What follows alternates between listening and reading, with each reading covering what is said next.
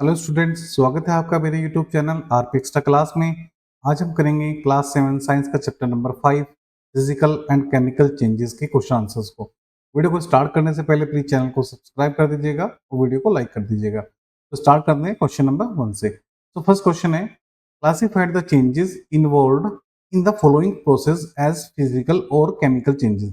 यानी आपको कुछ प्रोसेस दी हुई हैं, उसमें आपको क्लासिफाई करना है कि कौन सी प्रोसेस फिजिकल है, कौन सी केमिकल प्रोसेस है, कौन सा चेंज केमिकल है, कौन सा फिजिकल चेंजेस है। तो ये करते पॉइंट ये करते हैं, पहला प्रोसेस है फोटोसिंथेसिस।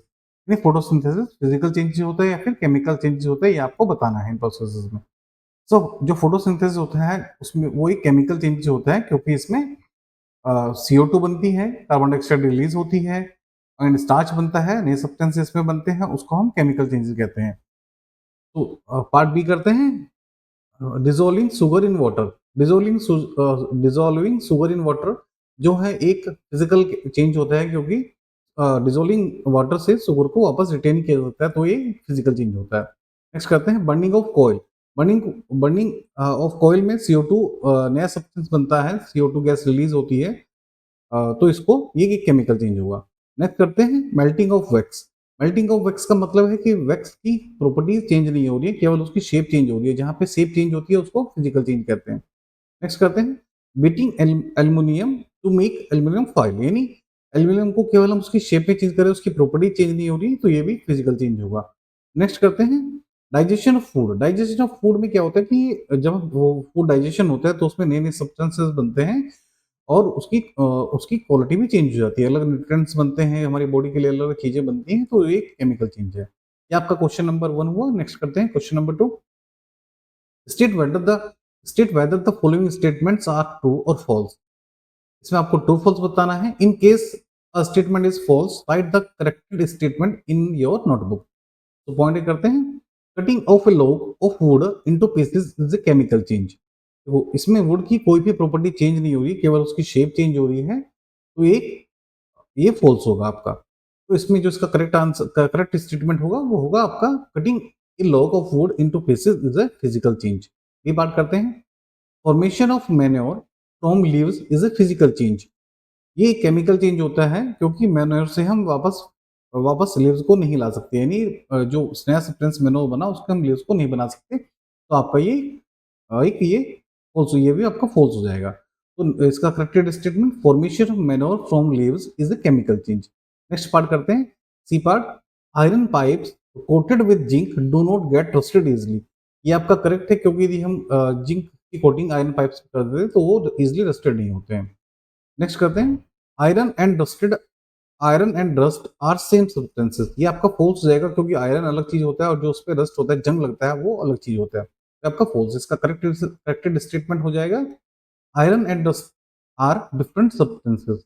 नेक्स्ट करते हैं, condensation of steam is not a chemical change. तो कंडेंस जो भी पानी का इवापोरेशन हो गया, या इवापोरेशन होना, या फिर उसका मेल्टिंग होना, या फिर बॉइलिंग होना, एक फिजिकल चेंज होता है, क्योंकि उसमें उसकी कोई प्रॉपर्टी चेंज नहीं होती है, और एक स्टेट से हम दूसरे स्टेट में उसको कन्वर्ट कर सकते हैं वाटर को। तो स्टीम ये एक केमिकल चेंज नहीं है, ये इसमें दिखाया बताया गया है, तो ये ट्रू है क्योंकि एक फिजिकल चेंज है। ये आपका क्वेश्चन नंबर सेकंड हुआ। नेक्स्ट करते हैं question number 3, fill in the blanks. आपको ब्लैंक्स दिए हुए हैं, उसमें आपको फिल करना है। ये पार्टी करते हैं, one when carbon dioxide is passed through lime water it turns milky due to the formation of. आपको बताना है, जब कार्बन डाइऑक्साइड को लाइम वाटर से पास करते हैं, लाइम वाटर उसमें डालते हैं, it turns milky due to the formation of. Carbon dioxide को मिलाते हैं पानी में, तो उसका कलर मिल्की कलर का हो जाता है, इट टर्न्स मिल्की। तो वो किसकी वजह से बनता है? तो ये कैल्शियम कार्बोनेट की वजह से होता है, CaCO3। इसमें आपको ये क्वेश्चन भी आ सकता है कि केमिकल कैल्शियम कार्बोनेट का केमिकल फॉर्मूला बताइए, तो CaCO3 होता है। नेक्स्ट करते हैं, the chemical name of baking soda is. Baking soda का केमिकल नेम क्या होता है? उसका केमिकल नेम होता है sodium hydrogen hydrogen carbonate. Next करते हैं, two methods of which rusting of iron can be prevented are. यानी डैश एंड डैश, यानी आपको दो ब्लैंक दिए हुए हैं कि टू मेथड्स वो कौन कौन से हैं जिनको आयरन पे रस्टिंग ना हो, आयरन पे जंग ना लगे, वो कौन कौन से मेथड होते हैं? तो एक तो होता है पेंटिंग। यदि हम पेंटिंग कर देते हैं तो उस पे रस्टिंग नहीं लगती है, और गैल्वेनाइजेशन से भी रस्टिंग को हम रिड्यूस कर सकते हैं। नेक्स्ट करते हैं, change in which only dash properties of a substance change are called physical change, यानी जिसमें उसकी केवल कौन सी प्रॉपर्टीज हैं जो चेंज होती हैं तो हम उसको केवल फिजिकल चेंज कहते हैं, यानी फिजिकल प्रॉपर्टीज में चेंज होने यदि होती हैं तो उस सब्सटेंस उस चेंजेस को फिजिकल चेंज कहते हैं। नेक्स्ट करते हैं, changes in which new substance are formed, यानी जिसमें ऐसा प्रोसेस ऐसा चेंजेस जिसमें न्यू सब्सटेंस बन जाता है तो उसको हम कौन सा चेंज कहते हैं, वो होता है केमिकल चेंजेस। नेक्स्ट करते हैं question number 4। When baking soda is mixed with lemon juice, bubbles are formed with the evacuation of heat, with the evacuation of gas. What type of changes is explained? जब हम baking soda को lemon juice में explain करते हैं तो bubbles are formed with the evacuation of gas, यानी bubbles निकलते हैं। तो कैसे होता है, जब भी हम बेकिंग सोडा को करते हैं तो bubbles are formed due to the evacuation of carbon dioxide gas. This is a chemical change, क्योंकि नया सब्सटेंस नया गैस नया प्रोडक्ट बन गया उसमें कार्बन डाइऑक्साइड, तो ये केमिकल चेंज हुआ। In this change citric acid contained in lemon juice reacts with sodium hydrogen carbonate calcium, मतलब बेकिंग सोडा का जो केमिकल फॉर्मूला होता है sodium hydrogen carbonate which results in the avocation of carbon dioxide. Carbon dioxide नया product बना है तो ये आपका एक केमिकल चेंज होगा। नेक्स्ट करते हैं, तो इसका एग्जांपल देख लेते हैं। लेमन जूस और बेकिंग सोडा को जब मिलाते हैं तो carbon dioxide plus other substances बनते हैं, और जिसमें नए नए सब्सटेंसेस बन जाते हैं तो उसको हम केमिकल चेंज कहते हैं।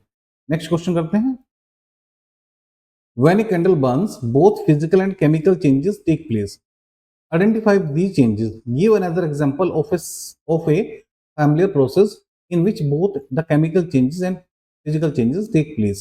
इन्हें आपको बताना है कि कैंडल को हम जलाते हैं तो उसमें दोनों चेंजेस होते हैं, उनको आइडेंटिफाई करना है और इस तरह के एक एग्जांपल को और देना है। तो इसका आंसर देखते हैं, candle burning, when candle burns both physical and chemical changes take place. Physical change क्या होता है, मेल्टिंग ऑफ वैक्स जो होता है, मेल्टिंग ऑफ वैक्स यानी उसकी केवल शेप में चेंज होता है, उसकी प्रॉपर्टीज में कोई चेंज नहीं होता तो उसको फिजिकल चेंज कहते हैं।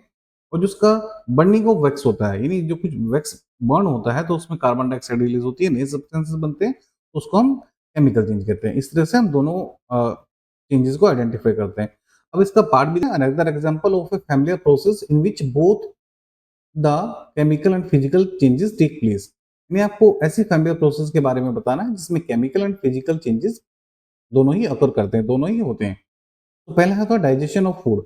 फिजिकल चेंजेस में क्या होता है, breaking down of larger food particles into smaller particles, यानी जो बड़ी बड़ी चीजें होती हैं फूड पार्टिकल्स उनको स्मॉलर में चेंज करने को, उनकी शेप में चेंज होता है तो वो फिजिकल चेंज होता है। और जो इसमें केमिकल चेंज होता है वो डाइजेशन ऑफ फूड, यानी नए सब्सटेंसेस का बनने को हम केमिकल चेंज कहते हैं, वो इसमें केमिकल। इसका सेकंड एग्जांपल देख लेते हैं, यूज ऑफ एलपीजी। तो इसमें फिजिकल चेंज जब होता है जब LPG, physical change occurs when LPG comes out of cylinder and it's converted from liquid to gaseous state, यानी वो गैस लिक्विड से गैस में बनने को फिजिकल चेंज हुआ। और occurs chemical change occurs when gas burns in air, और जब केमिकल चेंज गैस बर्न्स होती है तो उसका केमिकल चेंज होता है। नेक्स्ट करते हैं, नेक्स्ट आपका question number 6, how would you show that setting of curd is a chemical change. या मुझे आपको बताना है कि जो दही का जमना होता है, कर्ड का जमना होता है, उसको केमिकल चेंज कैसे होता है, उसको आइडेंटिफाई करना है। The setting of curd is a chemical change because curd can not be turn back to milk, यानी कर्ड को एक बार जम गई तो उससे हम वापस दूध को नहीं बना सकते, नया प्रोडक्ट बन गया है तो उसको हम दूध को नहीं बना सकते, एक रीजन इसका ये है। दूसरा, the properties of milk and curd are different, जो दोनों की प्रॉपर्टीज होती है वो डिफरेंट होता है। इन दोनों चीजों से हम कह सकते हैं कि setting of curd is a chemical change है। नेक्स्ट करते हैं question number 7, explain why burning of wood and cutting into small pieces are considered as two different types of changes, यानी वुड की बर्निंग और कटिंग को हम different different changes में क्यों कंसिडर करते हैं।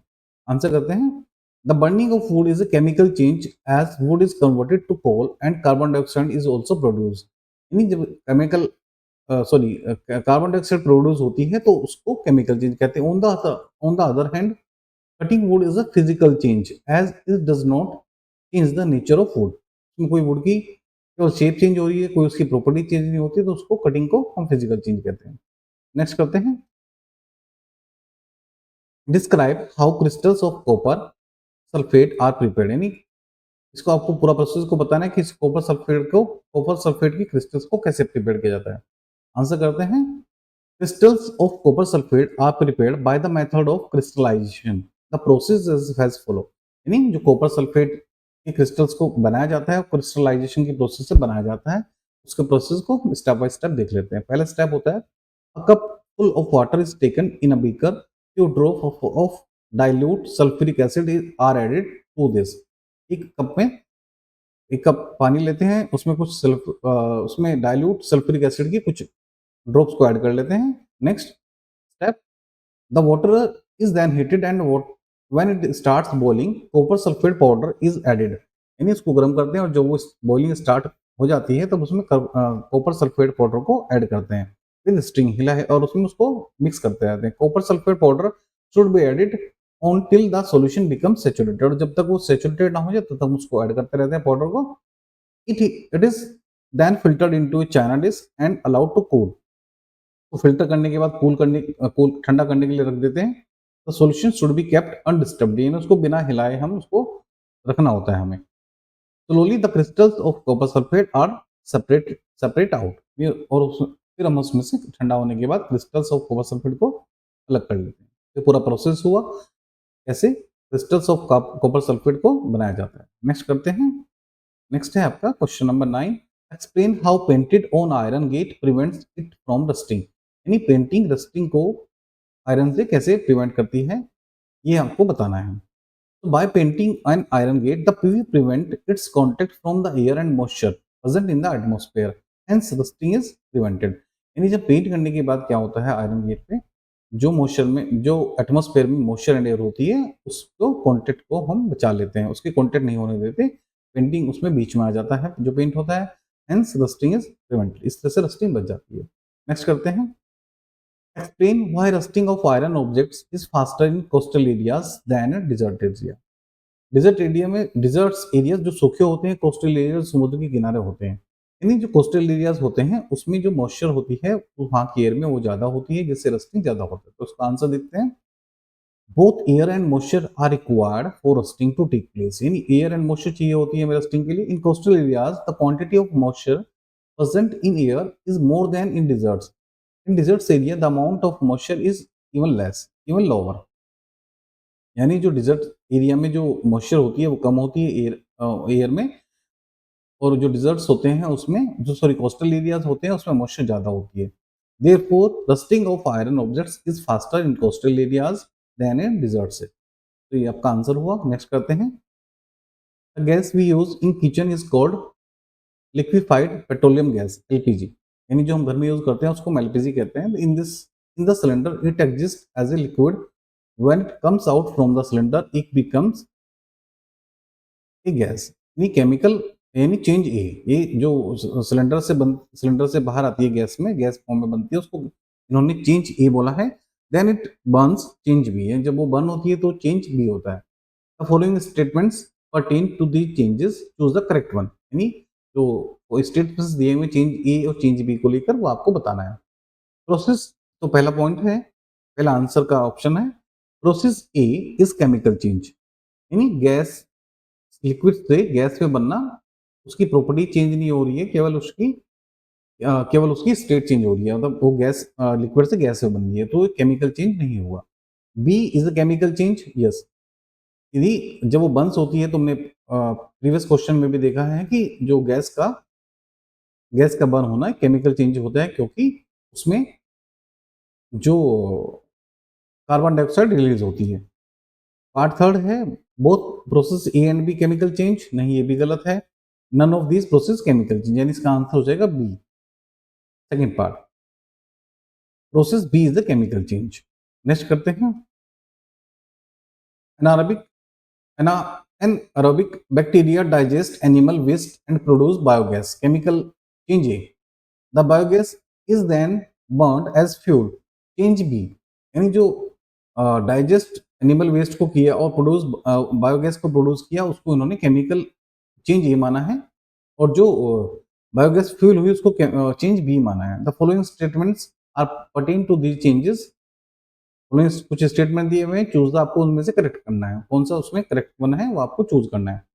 पार्ट ए देखते हैं कौन सा स्टेटमेंट दिए हुए हैं। फर्स्ट स्टेटमेंट दिया है process A is a chemical change, process B is a chemical change, both A and B are chemical change, none of this is chemical change. यानी आपको बताना है कि कौन सा स्टेटमेंट इसमें से ट्रू है।